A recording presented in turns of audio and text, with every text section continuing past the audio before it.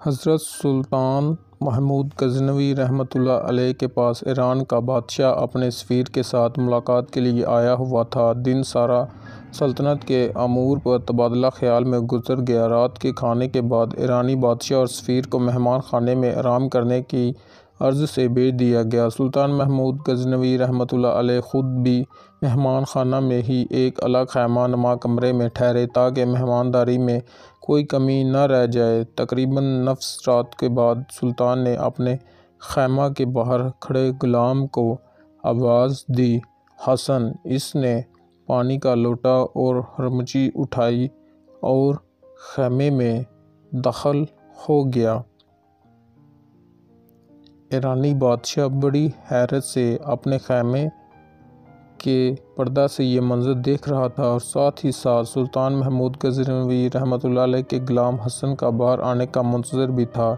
جیسے کوئی سوال اس کو بے چین کیے ہوئے تھا۔ جیسے ہی حسن سلطان کے خیمہ سے باہر نکلا، ایرانی بادشاہ نے اسے بلایا اور پوچھا، جب سلطان نے تمہیں آواز دی حسن تو تمہارا حق تھا پہلے پوچھتے۔ جی کیا حکم ہے آقا!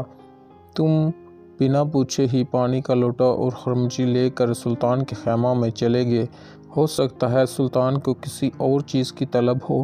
حسن مسکرایا اور ایرانی بادشاہ کو جواب دیتے ہوئے بولا، حضور! میرا مکمل نام محمد حسن ہے اور میرا سلطان ہمیشہ باوضو رہتا ہے اور جب اس کا وضو نہ ہو تو تب مجھے حسن کہہ کر پکارتا ہے اور میں سمجھ جاتا ہوں اب سلطان کو وضو کی حاجت ہے، اور جو انہوں نے اسم محمد صلی اللہ علیہ وسلم اپنی زبان سے ادا نہیں کیا، آج تک میرے سلطان نے بغیر وضو کے مجھے محمد حسن کہہ کر نہیں پکارا۔ یہ کہتے وہ ہمارے اسلامی تاریخ کے ہیرو جن کے دلوں میں عشق مصطفیٰ صلی اللہ علیہ وسلم کا ٹھے مارتا سمندر تھا اور کافر مشرک ان کا نام سن کر کانپتے تھے۔ جب تک مسلمان بادشاہوں کے ہاتھوں میں قرآن و حدیث و صوفیہ کا دامن تھا، تب ان کا غلبہ بھی تھا۔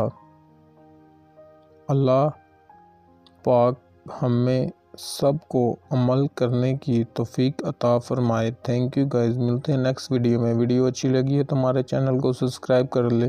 ہم ایسی اچھی ویڈیو آپ کے لیے لے کر حاضر ہوتے رہتے ہیں۔ اللہ حافظ۔